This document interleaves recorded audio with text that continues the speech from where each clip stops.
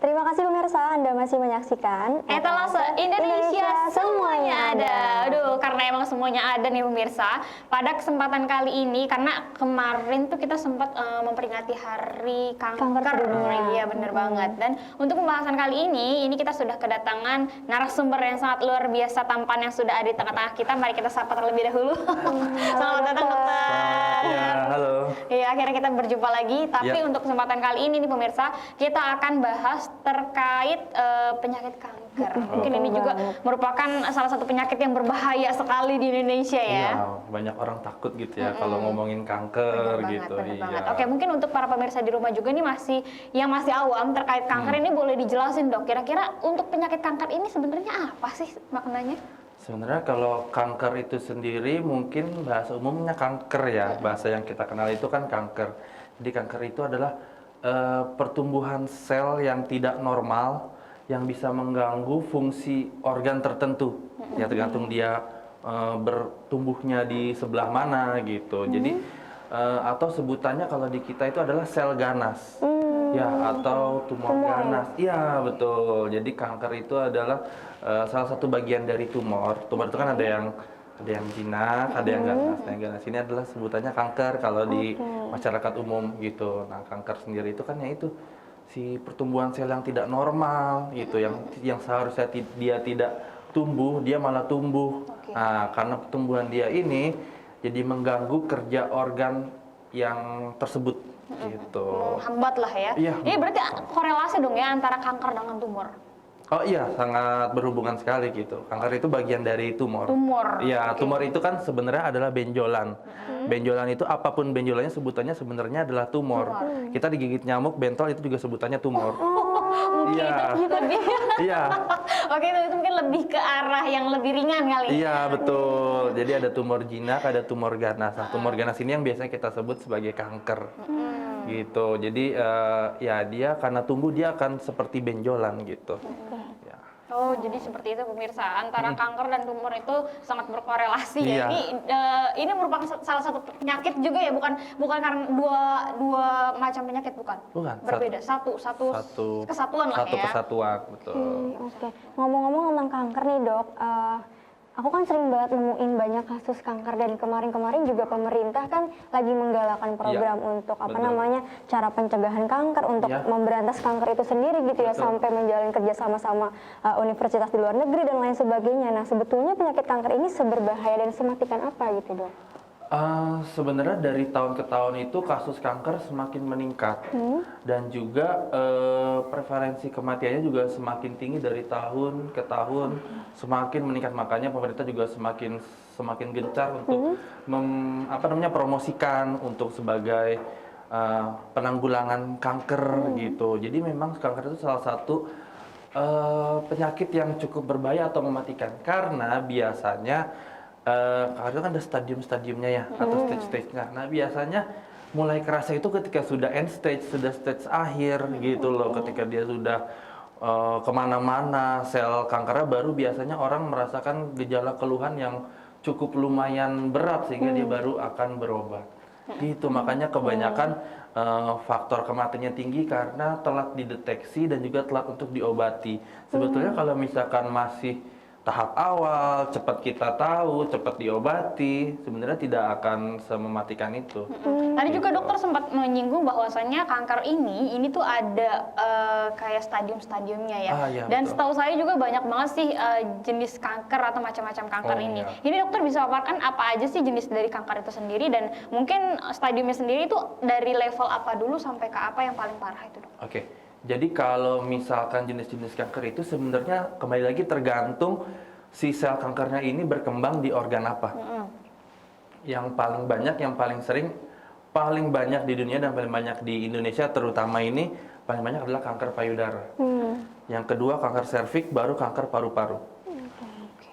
Ya, jadi kanker itu macamnya banyak. Ada payudara, ada serviks, ada paru-paru, ada kanker usus, ada kanker kelenjar getah bening juga ada gitu. Jadi macam-macam. Jadi sel kanker itu sebetulnya ada di setiap organ tubuh ya? Iya, ada setiap di sel organ tubuh kita tergantung dia berkembang atau enggak gitu. Dan Tadi apa yang pertanyaannya? Oh, Oh iya, jadi macam-macam kanker dan juga jenis stadium. stadium. Ya, jadi stadium itu biasanya kalau kita mengklasifikasikan itu dari 0 sampai 4. Jadi ada 0, 1, 2, 3, 4. Kalau 0 itu sama sekali belum berkembang dan sama sekali tidak akan menunjukkan gejala apapun gitu. Tapi itu udah ada pertanda atau gimana? Sudah ada tanda gitu. Jadi kalau misalkan pemeriksaan dini gitu itu sudah ada sel kanker, itu kita akan sebut stage 0.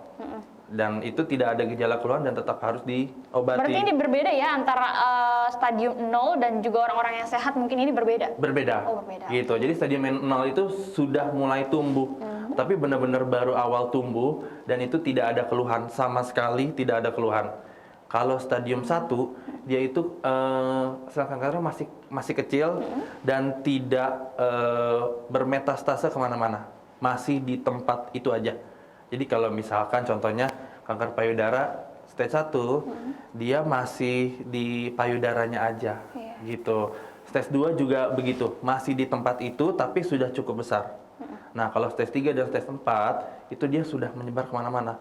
Dari payudara dia bisa ke paru-paru, dia bisa ke organ lain, itu yang biasanya sudah sangat sulit untuk disembuhkan. Oh, itu berbahaya banget sih kalau sudah menyebar kemana-mana ya. Dan ini yang paling gencar banget di Indonesia, ini tuh kanker payudara dan kanker cervix. Ya, cervix atau leher rahim ya, Iya. kalau bahasa kitanya. Karena paling gencar, karena memang paling banyak, bukan cuma di Indonesia, tapi prevalensi di seluruh dunia itu adalah 2 kanker paling banyak. Jadi paling banyak terkena kanker adalah wanita.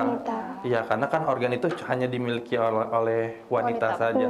Iya, makanya ada beberapa cara supaya kita bisa mengetahui kita terkena kanker leher rahim atau kanker payudara nggak sih gitu. Kalau kanker leher rahim kita bisa langsung periksakan ke dokter.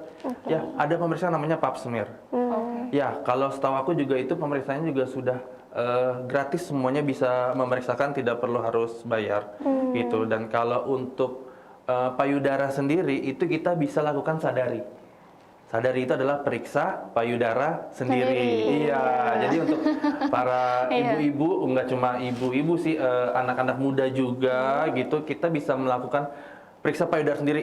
Kalau lagi mandi nih gitu, kita bisa melihat dan meraba payudara sendiri. Kita raba dari bagian dalam, keluar, dan juga sebaliknya.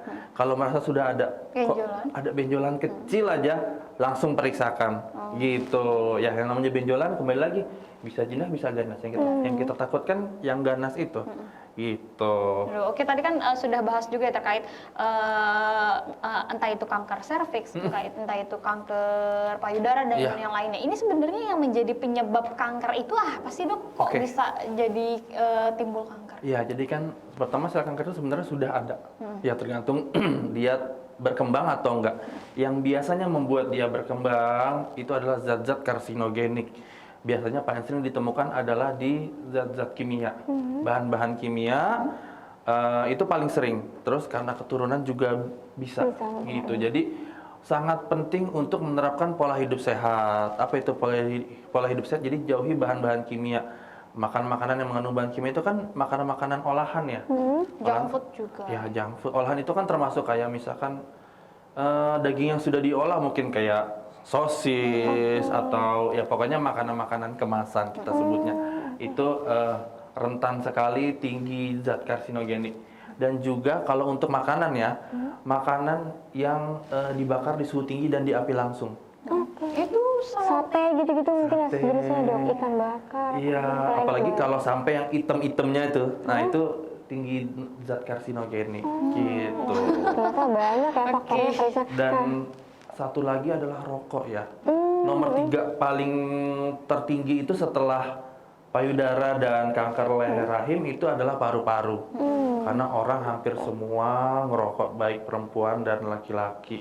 Ya, nggak cuma asapnya, tapi zat-zat kimia yang ada di dalam rokok itu yang bisa memicu sel kanker itu jadi tumbuh. Gitu. Jadi memang harus menerapkan pola hidup sehat ya. Dari makanan-makanan yang organik, terus juga harus olahraga, ya penting itu. Ya, dan juga sebisa mungkin hindari paparan-paparan bahan kimia, nggak cuma makanan, bisa kayak dari hairspray, seperti itu. Jadi makanya memang banyak orang-orang yang kerja di pabrik kimia itu resiko terkena Kankernya tinggi. lebih tinggi, gitu. Nah dok, tadi kan udah dokter jelasin juga nih tentang stadium-stadium kankernya itu sendiri ya, dan iya, iya. berbagai gejalanya mungkin yang tadi kita sempat dengar itu lebih ke benjolannya itu ya. Nah tapi sebetulnya gejala kanker ini ada yang lain nggak sih dok? Apakah timbul secara fisik nih atau harus dilakukan pemeriksaan terlebih dahulu Kalau gitu? secara umum kanker, biasanya gejala awalnya itu adalah demam yang nggak jelas penyebabnya, tiba-tiba demam gitu, dan juga berat badan yang juga nggak jelas penyebab turunnya. Iya, berat badan tiba-tiba turun. Itu dua salah gejala dari kanker. Nah, selanjutnya itu kembali tergantung kankernya itu terkena di bagian mana ya. Kalau dia kanker paru-paru, keluarnya pasti akan batuk. Batuknya ada darahnya, seperti itu. Kalau dia kena ke prostat, misalkan buang air kecil pada laki-laki tidak lancar, terus ada darah menetes gitu. Jadi gejalanya itu, dan yang paling khas sebenarnya gejalanya itu akan berulang terus-menerus. Ya, jadi kayak hilang timbul, udah diobatin, timbul lagi diobatin, timbul lagi diobatin, timbul lagi, karena sel kankernya tidak hilang dan dia masih berkembang gitu. Jadi keluhannya terus-menerus muncul pertama. Kedua, biasanya ada demam yang tidak jelas asal-usulnya dari mana, dan juga penurunan berat badan secara signifikan gitu. Dan juga tergantung dari lokasi kansernya tersebut. Oh, jadi beda-beda ya, setiap Ya. kanker itu punya gejalanya masing-masing ya, Iya, Dok, ya? betul. Dan mungkin ini pemirsa di rumah juga yang merasa punya gejala-gejala yang tadi dokter sampaikan nggak jelas ini asal dari mana, jangan terlalu abai gitu ya. Coba Betul, untuk betul. sekali-kali periksakan, takutnya memang ada gejala lebih dini yang bisa diselamatkan dulu gitu ya, Dok ya. betul. Iya, apalagi tadi kata dokter kan bahwasanya ada juga stadium 0. Ini dia yang jadi apa ya? Jadi bahan bingung ya. Soalnya kita sebenarnya sehat ya, tapi entah kita nggak tahu ya. Iya, Itu dia betul. pentingnya untuk diperiksa. Nah, untuk kanker sendiri nih, Dok, ini kira-kira bisa menyerang di usia berapa aja sih, Dok? Atau semua usia rentan terhadap kanker? Kalau dari hasil data ya, semua usia bisa kena. Bahkan dari even bayi pun dia bisa kena. Ya, tapi paling banyak itu usia 35 tahun ke atas. Ya, apalagi usia-usia lanjut. Nah, itu yang paling rentan terkena. Tapi kalau ditanya bisa terkena usia berapapun bisa kena. Karena tadi salah satu penyebabnya bisa karena keturunan. Iya, genetik ya. Ya, karena genetik gitu. Jadi, tapi yang memang harus lebih kita waspadai adalah gaya hidup ya. Karena kan kalau genetik kita tidak bisa mengubahnya. Gitu. Kita nggak bisa pungkiri ya Nggak gimana. bisa pungkiri. Itu kan namanya takdir juga atau Ya, gimana betul. ya. Tapi yang namanya genetik biasanya hanya sedikit sih. Makanya usia bayi anak-anak itu hampir tidak pernah ada yang kena kanker. Gitu. Hampir tidak pernah bukan berarti tidak ada. Tidak ada, tapi Ya, jarang. jarang sekali. Paling banyak ya usia 35 tahun ke atas gitu. Yang usia-usia udah biasanya kan kalau usia masih remaja gitu masih suka main futsal, masih suka olahraga. Ya kan? Iya, benar, Udah benar. usia 35 tahun tuh Udah udah males. udah Beneran ya, Dok ya. Udah males-males juga udah gaya gitu kan. hidupnya semakin kurang bagus. Nah, itu makanya rentan pada usia segitu, di atas 35. Oke. Kalau untuk ini sendiri, Dok, penyembuhan atau pengobatan kanker ini sendiri seperti apa tuh, Dok? Mungkin udah beberapa orang ada banyak yang tahu, ada yang terapi kemoterapi, ada terapi sinar ya. Itu salah satu dari terapi untuk cancer tersebut ya. Untuk pemilihan terapinya itu kembali lagi nanti tergantung dari dokter yang memeriksakan. Oke. Ya gitu. Jadi yang jelas terapi pertama biasanya adalah pembedahan. Ya, pembedahan itu maksudnya si tumornya itu kita angkat dulu, baru nanti sel-sel kankernya dibunuh atau dimatikan dengan terapi-terapi tadi, terapi sinar atau radiasi, dan juga terapi kemoterapi itu terapi untuk mematikan si sel kankernya gitu. Untuk pilihan terapinya tergantung tumornya dan juga tergantung dokternya gitu. Dan untuk mencegah terjadinya kanker, tadi selain gaya hidup yang harus diperbaiki, ini untuk saran untuk orang-orang yang mungkin genetiknya nih, ini ada riwayat kanker. Ini kan agak riskan banget ya, harus difikirkan bagaimana untuk menjaga kesehatan. Ini gimana dokter, ada saran nggak kira-kira? Kan untuk apalagi stadium 0, stadium 1 tuh masih hampir nggak ada gejala ya. Jadi memang harus rutin kita medical check up untuk kita tahu kita ada nggak sih cikal bakal ke arah sana gitu.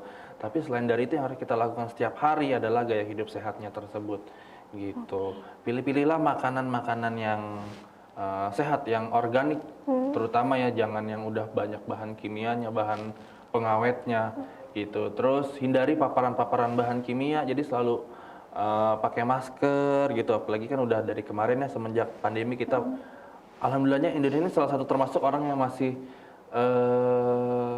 patuh untuk pakai masker gitu. Ya kalau di negara lain sih udah pada buka masker, tapi kita udah termasuk negara yang bagus masih pakai masker gitu. Nah itu juga salah satu pencegahan supaya kita nggak kena asap ya. Asap itu nggak cuma asap rokok ya, segala macam asap, asap kendaraan, asap bakar sampah, bakar sate, itu kan juga tinggi zat karsinogeniknya gitu. Jadi pola hidup sehat, terus juga selalu pakai masker kemanapun untuk mencegah paparan zat karsinogen. Benar, itu dia tadi pemirsa. Oke, ini kan masih ada yang ingin ditanyakan? Masih ada. Nah, tadi kalau misalnya untuk pengobatannya kan bisa lewat kemo ya dok ya, terapi dan lain sebagainya. Betul. Tapi kalau misalnya nih setelah terapi, setelah kemo ini kan tumor atau kanker ini kan diangkat ya, dihilangkan gitu kan, dihilangkan. Nah, apakah berpotensi untuk memicu tumbuhnya kanker lagi atau terkena kanker yang lain gitu dok? Iya, kalau untuk tumbuh lagi biasanya itu karena faktor dari pengobatan yang pertama, sel kankernya itu masih ada. Sel kanker yang aktifnya masih ada. Jadi biasanya kan kalau yang sangat-sangat kecil itu mungkin tidak terkena oleh sinarnya atau tidak tercapai oleh si kemoterapinya, dia masih ada sisa, itu bisa akan tumbuh lagi. Namanya tumbuh itu atau berulang itu bisa di tempat yang sama atau bisa di tempat yang berbeda. Gitu. Jadi ada kemungkinan faktor resiko lebih besar terkena kanker itu pada orang yang sudah terkena sebelumnya gitu dibanding yang belum terkena. Ya gitu, karena ya itu kan sel kankernya sudah aktif dia. Nah, kita mengobati sel kankernya nih, kita bunuh sel kankernya, tapi ternyata masih ada sedikit kecil sisa sel kanker itu yang masih menyisa di tubuhnya, itu yang akan bisa nanti berkembang kembali. Gitu. Serem juga ya Krisna ya. Aduh. Ya oke, mungkin ini pertanyaan yang terakhir dia dok. Tadi kan dokter sempat menyinggung bahwasanya untuk wanita ini bisa ada cek terkait pap smear ya. Betul. Apalagi mungkin ini himbauan juga untuk pemirsa di rumah untuk wanita khususnya ya untuk mengecek agar terhindar dari kanker serviks dan juga kanker payudara. Pemirsa di rumah, terutama ibu-ibu mau yang muda ya dan juga ibu-ibu segera periksakan dan juga lakukan periksa pap smear atau periksa payudara sendiri secara ini rutin ya untuk mencegah terjadinya kanker leher rahim dan juga kanker payudara karena kerugiannya juga sangat banyak sekali gitu. Kita akan ingin generasi kita selanjutnya menjadi lebih sehat ya. Kalau kita sehat, generasi selanjutnya kita akan menjadi lebih sehat. Jadi ayo kita semua lakukan periksa pap smear untuk mengetahui dan juga untuk mendeteksi dini dan juga mencegah komplikasi yang lebih parah. Karena jika kita mengetahui lebih awal, pengobatan lebih awal, semuanya akan lebih bagus hasilnya saat pengobatan. Oke, terima kasih banyak dokter sudah mampir ke Etalas Indonesia. Ini pembahasan yang sangat luar biasa, panjang banget ya, sampai di belakang layar juga sudah habis karena ini banyak banget yang ditanyakan ya. Mungkin iya benar, untuk mungkin di lain waktu kita bisa ketemu lagi untuk membahas pembahasan yang lain lagi. Oke pemirsa, nanti kita akan balik lagi tentunya di program Etalas Indonesia karena masih banyak banget yang akan kita bahas pada hari ini. Terima kasih dokter untuk kesempatan hari ini. Sama-sama. Tetap di Etalas Indonesia.